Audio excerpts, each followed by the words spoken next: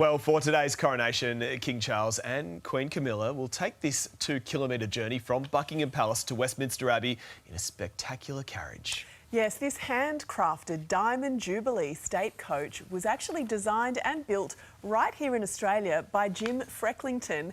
And I'm very pleased to say that the man himself joins us now in the studio. Jim, welcome to you. Thank you for coming in this morning. What an honour. How do you feel about your coach being used today? Oh, I feel exceptionally proud today. I built this particular coach in Manly in Sydney, and then about 10 years ago I took it to London, and this is what Her Majesty used to use for the opening of Parliament and other state occasions. But I was highly delighted to learn that King Charles and Queen Camilla have wished to ride in my coach on this very special day. Can't wait to see it. You've described the carriage as a time capsule of British history. What's special about it? This coach is different to any other coach ever made in history in any country in the world, as I've been able to obtain all sorts of historic material. Like the crown on the roof of this particular coach is made from timber from Lord Nelson's ship, the Victory. And then I have timber there from the Tower of London, Westminster Abbey, St Paul's Cathedral, Edinburgh Castle, Windsor Castle. And probably one of the most special items in the coach is part of the Coronation Stone. The Coronation Stone that you will see under the Coronation Chair, it goes back to, you can actually read about it in the Bible. And I've been very fortunate to get a part of that very special stone. So this was originally made for the Queen's Diamond Jubilee? Originally it was going to be for the Queen's 80th birthday. Then the royal household looked back to see what was given to Queen Victoria for her Diamond Jubilee. They could find practically nothing, and then they suggested, how about we present this to Her Majesty to commemorate her Diamond Jubilee. I dare say this masterpiece doesn't happen overnight. How long did it take to craft? Oh, it took quite some time to craft. Not only the building of the coach, but actually finding the historic material that I've got all sorts of material there from Shackleton and Scott and Captain Cook and a piece of material all to do with the history of Britain. As I say, going back 1,000 years. I mean, it's a pretty niche market, this coach building market. Not too many people need them, but very important people do. You were once the manager of royal coaches and coachman to the Queen.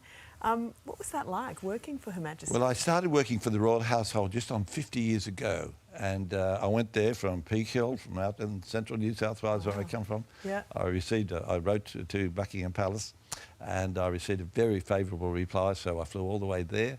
And it's been really one of the highlights of my life to be involved with such a wonderful organisation.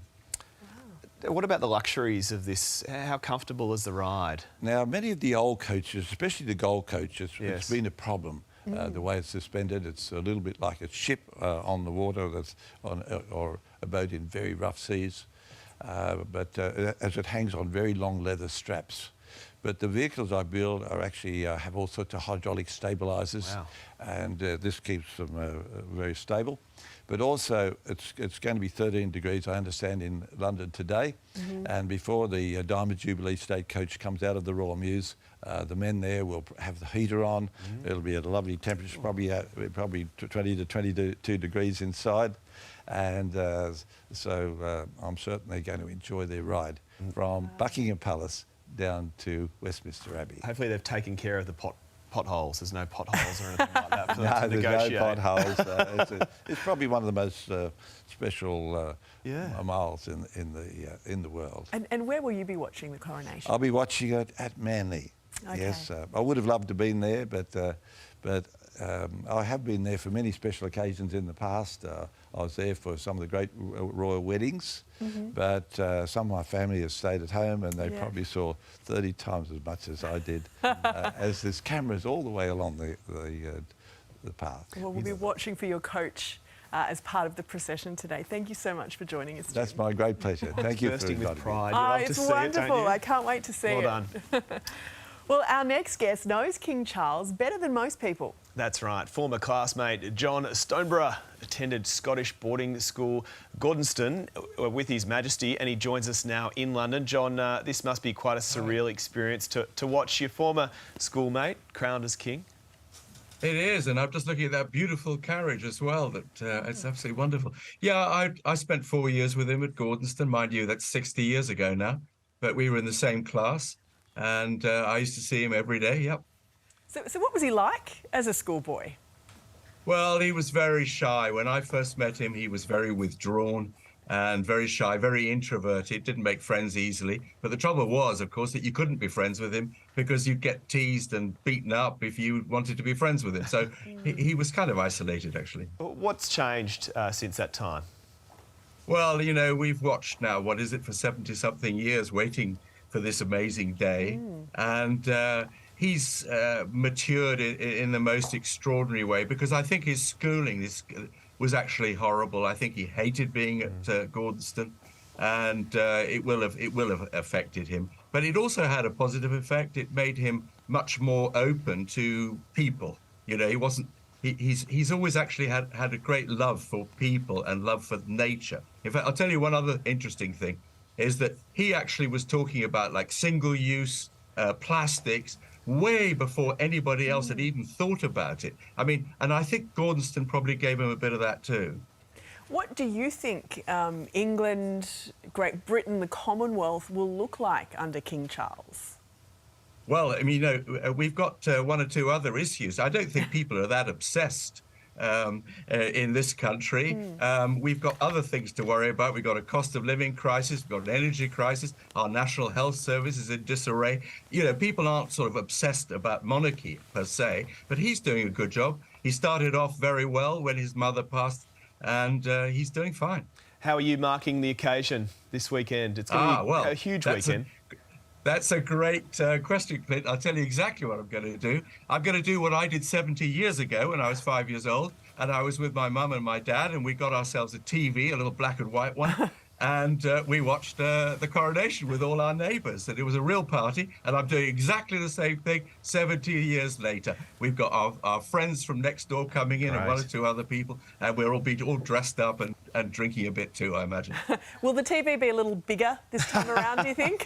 Just a few inches bigger, yeah. Well, thank you so much for joining us this morning, and enjoy the party. Absolutely, thank you. Let's get the rest of the day's news now. It's over to Sophie.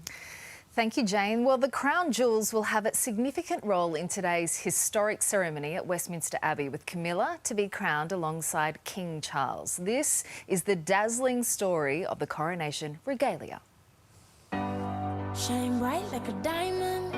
It symbolises the British monarchy and is the centrepiece of the coronation, St Edward's crown worn by Queen Elizabeth II at her ceremony 70 years ago. God crown you with a crown of glory and righteousness, that having a right faith and manifold fruit of good works, you may obtain the crown of an everlasting kingdom. The priceless piece made for Charles II in 1661.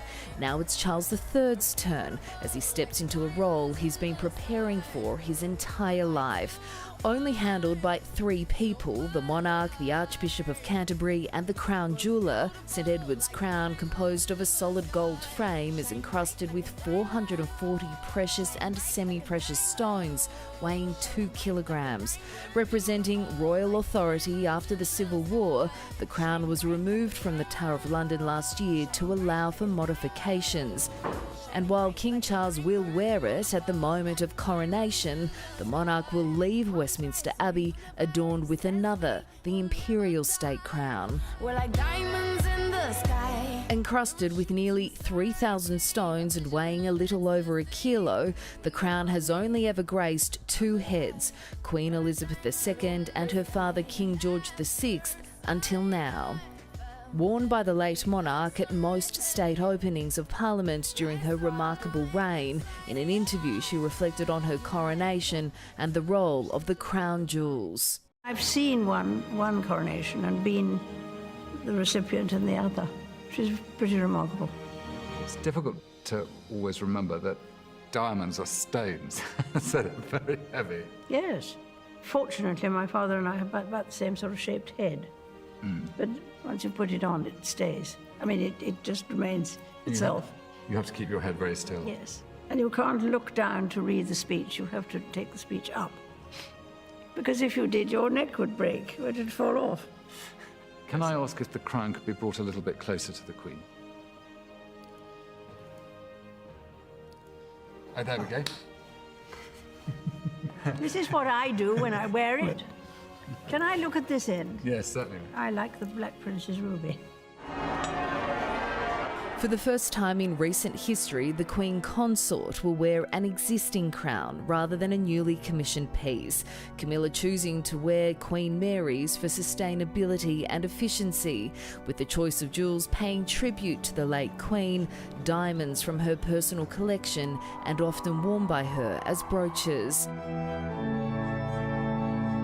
Passed down from ruler to ruler, the coronation regalia consists of several sacred items. The orb, an expression of religious and moral authority, the sceptre embodying power, the ampulla and spoon, the most holy part of the ceremony where the king will be anointed with oil, and the sovereign's ring symbolising the lifetime commitment of the monarch. This won't be the first coronation Charles has attended, but for him it will be the most significant, the day he's crowned head of the monarchy, England and the Commonwealth. And we will be speaking with Alistair Bruce, the only person to have interviewed Queen Elizabeth II about her coronation, in the next 20 minutes. But it's a moment steeped in history, isn't it? And it's incredible to think that the first coronation took place 1,050 years ago, guys. Yeah, it is sort of centuries and centuries of tradition. And when you look back at that piece that you just voiced, Sophie, just the opulence of it all is quite something to get your head around. What about Her Majesty then? the gentleman with the white gloves. Yes. And then she goes, give it here, it's mine. You know, I handle it like this. And her talking about the heaviness of it, and if you tilt your head forward, you might break your neck. I love that moment. You saw such a playfulness. Just a genuine, a genuine She was very queen. cheeky, wasn't she? She was. Everyone has dirty hands except the monarch. Her hands are pristine. Thanks, Soph. Hey there, Today fans. Sarah and... What's my name again? Oh my God. Carl. Hey, thanks for watching our YouTube channel, though. Subscribe now for more news, special reports and amazing Aussie stories. And Carl misbehaving, Whoa, of course. That never happens. Always happens. What's she talking about?